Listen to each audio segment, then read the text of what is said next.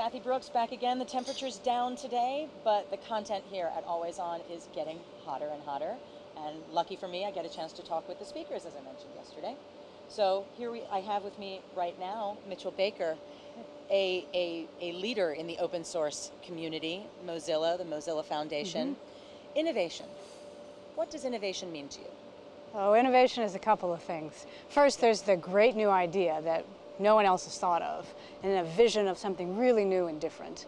And then there's another kind of innovation, which is solving problems in a slightly different way or combining things in a new way. So it's almost probably a non sequitur, but an almost incremental kind of innovation, which often doesn't get quite the same glamour, but in terms of how many people it might actually affect, if you can solve a problem differently, then you've got some new thing in the world. Meanwhile, there's another set of people who are creating something just like unthought of.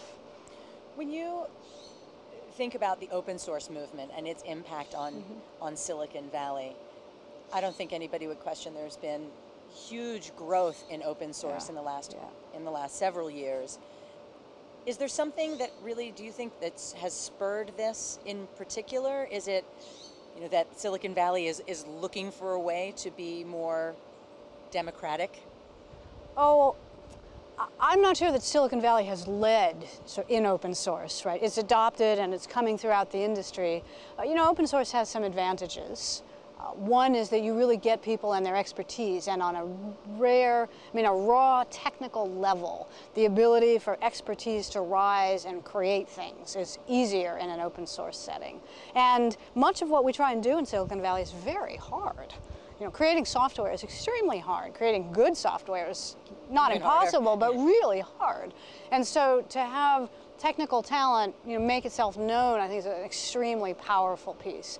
So there's a sense also, I think, of change in community and how people interact that's infusing Silicon Valley. The internet is part of that. The web's been a part of it. We had the terrible sort of everything's different in the bubble phase, but there are new things that can be done with communities, and open source has been a leader. And open source has helped sort of shatter some of the myths that people can't do this. So we have, you know, organizational structures which are approaching 100 years old now, the corporate structure.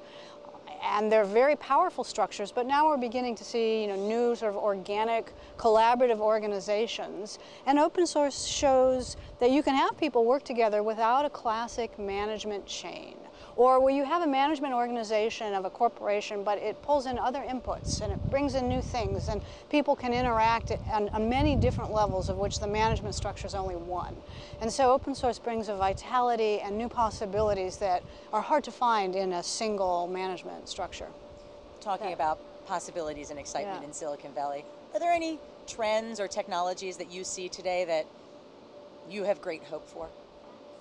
Oh, the trend towards self-forming communities and content based on organic growth, I think, is inescapable. And the trend for information from different companies and commercial places to be combined, sometimes through those commercial entities, sometimes through me or you, to actually combine things from different sources and make something that benefits us, I think is unstoppable and extremely exciting. Well, Mitchell Baker, thank you so much for taking a couple of minutes today. Cathy Brooks here with another of the great speakers at the Always On Innovation Summit here at Stanford. Come back, there'll be more.